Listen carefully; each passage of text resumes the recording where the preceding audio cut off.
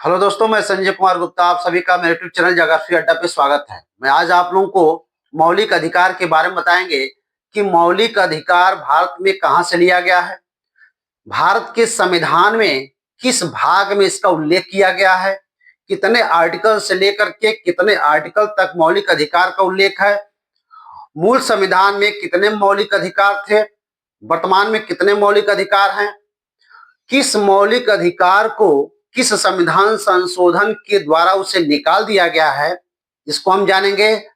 इसको जानने से पहले हम ये जाने कि मौलिक अधिकार का विकास कैसे हुआ है या मौलिक अधिकार की अवधारणा क्या है।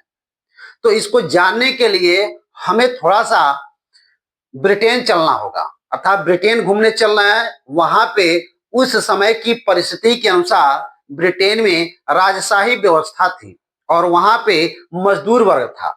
तो राजशाही और मजदूर वर्ग में किसी बात को लेकर के संघर्ष हो गया। वह बात कौन सी थी? तो वह बात यह था, उन्होंने यह मांग किया था कि भैया ऐसा है कि हमें जो है हमारा शारीरिक विकास होना चाहिए, हमारा नैतिक विकास होना चाहिए, हमारा बौद्धिक विकास होना चाहिए, हमारा जो है आध्यात्मिक विकास होना चाहिए।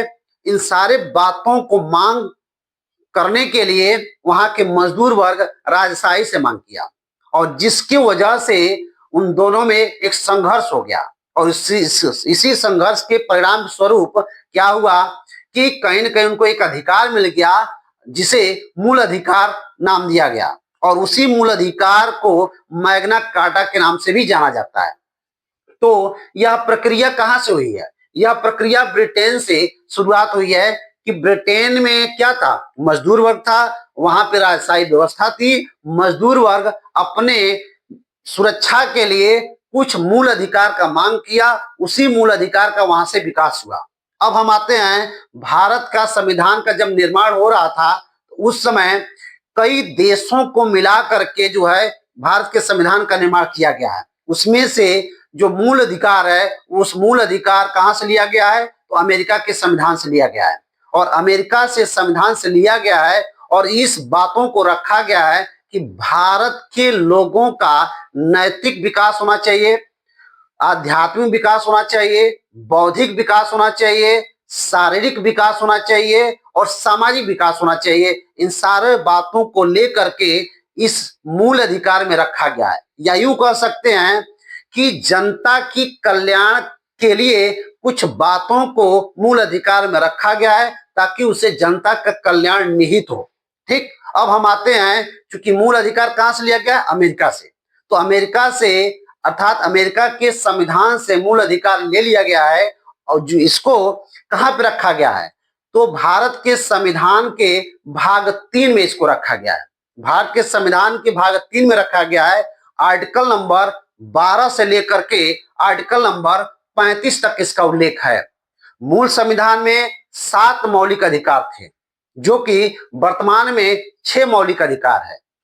जो छठा नंबर का मौलिक अधिकार है, ध्यान रखिएगा, संपत्ति का अधिकार, इसे 44वें संविधान संशोधन 1978 के द्वारा निकाल दिया गया। अर्थात इसे जो है मौलिक अधिकार से निकालकर कानूनी अधिकार बना दिया गया है। ठीक, अब हमें समझेंगे कि मौलिक अधिकार और कानूनी अधिकार में क्या अंतर है, लेकिन इसको समझने से पहले जान ले कि कौन कौन से मौलिक अधिकार है। तो आइए देखते हैं। जो हमारा पहला मौलिक अधिकार है, समानता का अधिकार। समानता का अधिकार जो है आर्टिकल नंबर 14 से लेकर के आर्टिकल नंबर 18 तक इसका उल्लेख है। इसमें कुल 5 अनुच्छेद का उल्लेख किया गया है। ध्यान रखिएगा, समानता का अधिकार, समानता के अधिकार को आर्टिकल नंबर 14 से लेकर के आर्टिकल नंबर 18 तक का उल्लेख है। अर्थात इसमें 5 अनुच्छेद का उल्लेख किया गया है। दूसरे नंबर पे आता है स्वतंत्रता का अधिकार। स्वतंत्रता के अधिकार का उल्लेख जो किया गया है आर्टिकल नंबर 19 से लेकर के आर्टिकल नंबर 22 तक।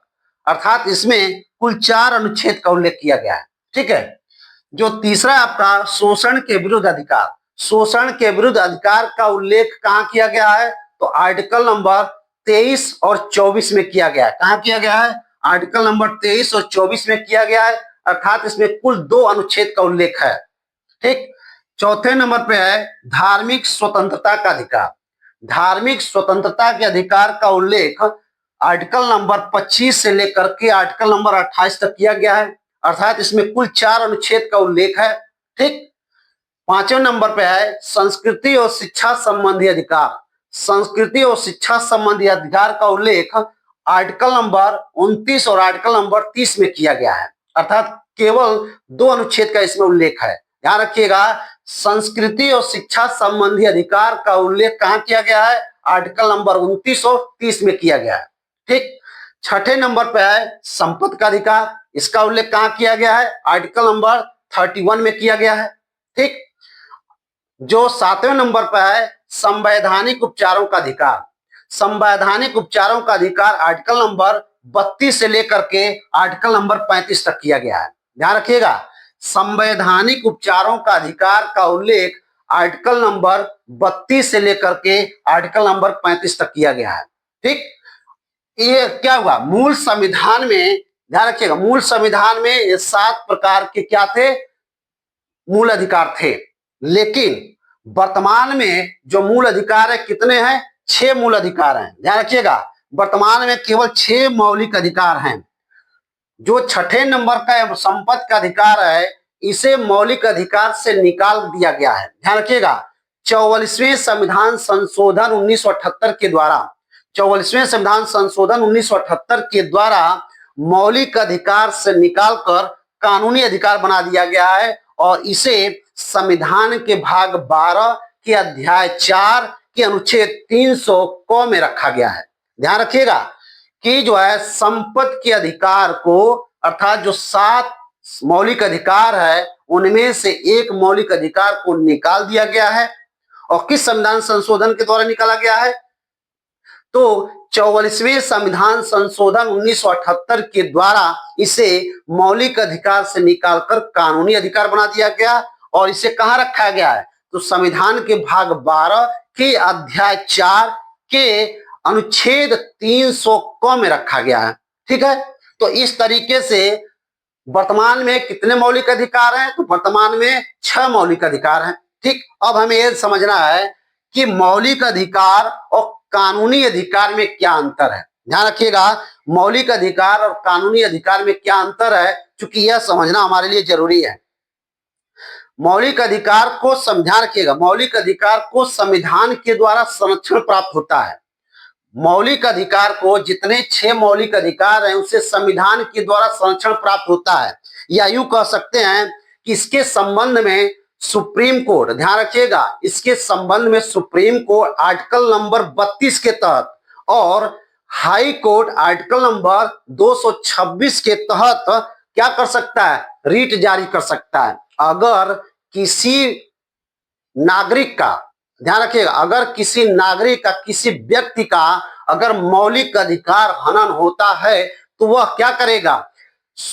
आर्टिकल नंबर 32 के तहत सुप्रीम कोर्ट में और आर्टिकल नंबर 226 के तहत हाई कोर्ट में जा सकता है और वहां से रीट जारी होगा। और रीट कितने प्रकार का जारी होता है? तो रीट 5 प्रकार का जारी होता है और वो 5 प्रकार के रीट के बारे में हम अलग से बताएंगे। ठीक है, लेकिन अभी फिलहाल यहीं पे ये समझिएगा कि मौलिक अधिकार क्या होता है और कानूनी अधिकार क्या होता है। तो मौलिक अधिकार वह अधिकार है जो अगर किसी व्यक्ति का मौलिक अधिकार हनन होता है तो उसकी सुरक्षा के लिए आर्टिकल नंबर 26 के तहत सुप्रीम कोर्ट में और आर्टिकल नंबर